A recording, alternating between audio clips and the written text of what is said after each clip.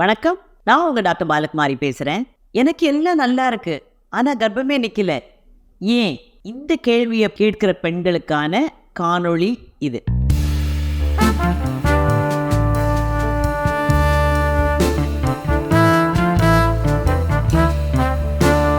கரு நிற்பது என்பது ஒரு அற்புதமான அதிசயம். அது நிக்கலன்றதே ஆச்சரியம் கிடையாது. இந்த காணொளியை பார்க்கறதுக்கு முன்ன மாதவிடாய் எப்படி ஏற்படுகிறது, அந்த கருமுட்டை என்று வெளியாகிறது, அதை எப்படி கண்டுபிடிப்பது என்பதனை பற்றிய வீடியோ ஒரு தடவை பார்த்தீங்கன்னா உங்களுக்கு இன்னும் புரிதல் நல்லா இருக்கும். ஒரு பெண்மணி வந்தாங்க.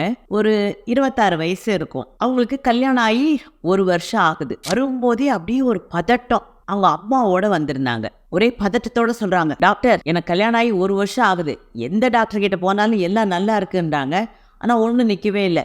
ஒரு டாக்டர் கிட்ட போனேன், நான் ஒரு 50,000 கிட்ட செலவு பண்ணிருப்பேன். ஸ்கேன் எடுத்தாங்க, பிளட் டெஸ்ட் எடுத்தாங்க, செமன் டெஸ்ட் எடுத்தாங்க, அப்புறம் ஐயூஐ கூட பண்ணாங்க. ஆனா கர்ப்பம் நிற்கவே இல்லை. ஏன் தெரியவே இல்லை. என்னை ஏமாத்திட்டாங்க டாக்டர். அடுத்து இன்னொரு டாக்டர் கிட்ட போனேன். அவங்க உனக்கு இதெல்லாம் பண்ணியாச்சா, அப்ப நம்ம அடுத்தது IVF ICSI டெஸ்ட் பேபிக்கு போகலாம் அப்படின்னாங்க. ஏன் டாக்டர் எல்லாம் நல்லா இருக்குன்னு சொல்றாங்க, அப்புறம் ஏன் IVF ICSIலாம் போகணும்?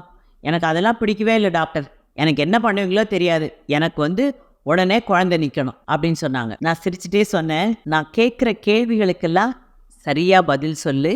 நான் சில தீர்வுகள் சொல்றேன், அந்த தீர்வுகளை கடைபிடிக்கணும். ஆனா பட்டனை தட்டினா கையில இட்லி வரணுங்கிற மாதிரி நினைச்சா இந்த மாசமே நடக்கும்னு சொல்ல முடியாது. கொஞ்சம் பொறுமை அவசியம். நான் நிறைய மருந்து மாத்திரை எல்லாம் எழுதி கொடுக்க போறதில்ல.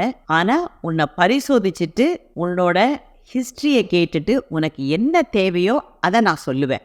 அதை கடைப்பிடிச்சேன்னா உனக்கு குழந்தை நிற்கும் அப்படின்னு சொன்னேன். என்ன டாக்டர் இப்படி சொல்றீங்க? எனக்கு காத்திருக்கலாம் முடியாது, எனக்கு உடனே வேணும் அப்படின்னாங்க. அப்போ நான் சொன்னேன், அப்போ நான் உனக்கு சரியான ஆள் கிடையாது, நீ வேற யார்கிட்டயாவது போ அப்படின்னு சொன்னேன். அப்படி சொன்ன உடனே, ஐயோ அப்படிலாம் இல்லை டாக்டர், என் ஃப்ரெண்ட்ஸ் எல்லாம் உங்களை ரெக்கமெண்ட் பண்ணாங்க, அதனால தான் வந்தேன், நான் பார்த்துக்கிறேன், நீங்கள் சொல்கிறத சொல்லுங்கள் அப்படின்னு சொன்னாங்க. சரின்னு சொல்லிட்டு நான் அவங்கள சில கேள்விகள் கேட்க ஆரம்பித்தேன். என்ன வயசு? 26. கல்யாணம் ஆகி எவ்வளோ நாள் ஆகுது? 1 வருஷம் ஆகுது. எப்போலேருந்து ட்ரீட்மெண்ட் எடுக்கிறீங்க? கல்யாணம் ஆன 3 மாதத்துலேருந்து. யார் கூட வந்திருக்கா? அம்மா தான் வந்திருக்காங்க. ஏன் ஹஸ்பண்ட் வரல? அவர் ரொம்ப பிஸி. கல்யாணத்துக்கு பிறகு வெயிட் எதுவும் கூடி இருக்கிறீங்களா? ஆமாம். உங்களுக்கு எப்படி தெரியும்? ஏன்னா எனக்கு இதெல்லாம் பழக்கம். நிறைய பேர் கல்யாணம் ஆகி 1 வருஷத்துலேயே 5 கிலோ 10 கிலோ ஏறிடுவாங்க. அந்த மாதிரி என்ன சொன்னாங்க, எனக்கு 5 கிலோ ஏறி இருக்கு. எத்தனை மாசத்துல? ஒரு 8 மாசத்துல. உங்கள் கணவர் என்ன வேலை செய்கிறாரு? கடை வச்சிருக்காரு. கடையிலேருந்து எத்தனை மணிக்கு வீட்டுக்கு வருவார்? நைட்டு 10-10:30 வருவார். வாரத்தில் எத்தனை நாள் அவர் வேலை செய்கிறாரு கடையில்? 7 நாளும். எல்லா நாளும் டாக்டர். இல்லைன்னா கடையை சீக்கிரம் ஓடிட்டோம்னா வருமானம் போயிடும்ல, அதனால் கடையை மூடலாம் முடியாது டாக்டர். எல்லா நாளும் போயிட்டு வருவார். வாரத்தில் எத்தனை நாள் தொடர்பு வச்சுப்பீங்க? அதான் இந்த ஸ்கேன் பண்ணுவாங்கல்ல டாக்டர், ஃபாலிகுலர் ஸ்டடி. அப்போது என்னைக்கு வச்சுக்க சொல்கிறாங்களோ அன்னைக்கு மட்டும் வச்சுப்போம். சரி, ஏன் கல்யாணம் ஆகி 3 மாதத்துலேயே நீ இந்த மாதிரி டெஸ்ட்டு ட்ரீட்மெண்ட்டுக்கெல்லாம் போனேன்? எங்கள் மாமியார் தொல்லை தாங்க முடியல டாக்டர். எங்கள் நாத்தனார் ப்ரெக்னெண்ட்டாக இருக்கா. எங்கள் மாமியார் மாதம் ஃபோன் பண்ணி மாசமாக இருக்கியான்னு கேட்டுகிட்டே இருக்கிறாங்க. அதுவே எனக்கு ஒரே டென்ஷனாக இருக்குது டாக்டர் அப்படின்னு சொன்னாங்க. நைட்டு எத்தனை மணிக்கு சாப்பிடுவீங்க? 10:30 சாப்பிடுவோம் டாக்டர். எத்தனை மணிக்கு தூங்க போவீங்க? 12 மணிக்கு.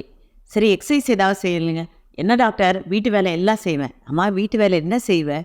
ஆமாம் டாக்டர், 2 பேரும், நானும் என் ஹஸ்பண்டு, எங்கள் 2 பேருக்கும் சமைப்பேன், துணி துவைப்பேன், அதுக்கப்புறம் பாத்திரம் கழுவுவேன். சரி, எக்ஸசைஸ்லாம் எதுவும் போகிறது இல்லையா? அதெல்லாம் போகிறது இல்லை டாக்டர். எனக்கு எக்ஸசைஸ்லாம் பண்ணால் அபார்ஷன் ஆகிடுமோ அப்படின்ற பயம், அதனால் அதுக்கெல்லாம் போகிறது கிடையாது. நான் சொன்னேன், சரி நீ போயிட்டு உங்கள் ஹஸ்பண்டு உங்கள் மாமியார் 2 பேரையும் கூட்டிகிட்டு வா அப்படின்னு சொன்னேன். உடனே அவங்க, என்ன டாக்டர், ட்ரீட்மெண்ட் எனக்கு தானே பண்ண போகிறீங்க, அப்புறம் எதுக்கு என் மாமியார் ஹஸ்பண்ட் எல்லாம், நீங்கள் மருந்து எழுதி கொடுங்க அப்படின்னாங்க. சரி, நான் என்ன பண்ணேன், பொறுமையாக அவங்கள பரிசோதனை பண்ணிவிட்டு, எல்லாம் நல்லா இருக்குப்பா, நான் உனக்கு மருந்து எழுதி கொடுக்குறேன் அப்படின்னு சொல்லிட்டு ஃபோலிக் ஆசிட் மாத்திரை எழுதி கொடுத்தேன். டாக்டர், இந்த ஃபோலிக் ஆசிட் மாத்திரை தான் இப்போ ஆரம்பத்துலேருந்து சாப்பிட்டுட்ருக்கேன், இதெல்லாம் ஒன்றும் உபயோகம் இல்லை டாக்டர், நீங்கள் வேறு மருந்து எழுதி கொடுங்க அப்படின்னாங்க. அதுக்கப்புறம் நான் அவங்களுக்கு சொல்லி புரிய வச்சேன், இந்த ஃபோலிக் ஆசிட் மாத்திரை கர்ப்பம் நிற்கிறதுக்கு கிடையாது, கர்ப்பம் உண்டானா குழந்தைக்கு நியூரல் டியூப் டிஃபெக்ட்னு சில குறைபாடுகள் வராமல் இருக்கிறதுக்காக கொடுக்குற மருந்து. இது முன்கூட்டியே எடுத்துக்கணும். அதெல்லாம் வேணாம்ல டாக்டர், நம்ம கர்ப்பம் ஆன பிறகு போட்டுக்கலாம், நான் இதெல்லாம் போட்டு யூஸ் இல்லைல்ல. அப்புறம் நான் சொன்னேன், இல்லை, இந்த ஃபோலிக் ஆசிட் கர்ப்பம் நிற்கிறதுக்கு முன்னாடியே எடுக்கணும். குழந்தையோட மூளை வளர்ச்சியில் குழந்தை கர்ப்பம் இருக்குன்னு டெஸ்ட் பண்ணுறதுக்கு முன்னாடியே வளர ஆரம்பிக்கும். ஸோ அந்த நேரத்தில் இந்த மாத்திரை எடுத்தாதான் நல்லது. உங்களுக்கு கட்டாயம் எந்த மாதம் வேணாலும் நிற்கலாம்.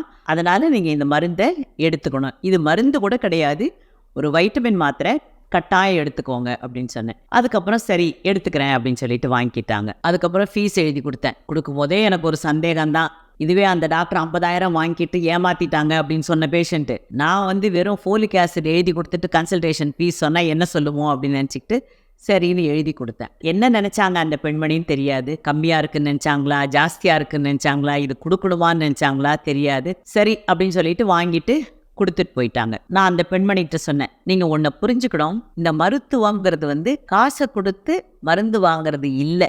உங்களுக்கு என்ன பிரச்சனைன்னு தீர ஆராய்ந்து அதற்குரிய சரியான தீர்வை சொல்கிறது தான். அந்த தீர்வு மருந்து மாத்திரையாக இருக்கணுன்றது அவசியம் இல்லை. வெறும் கவுன்சிலிங்லாம் இருக்கலாம், சரியான இன்ஃபர்மேஷன் கொடுக்கறதா இருக்கலாம், உணவு முறையும் உடற்பயிற்சியையும் சொல்லி கொடுக்கறதா இருக்கலாம். ஸோ இது எல்லாமே கன்சல்டேஷன் தான்.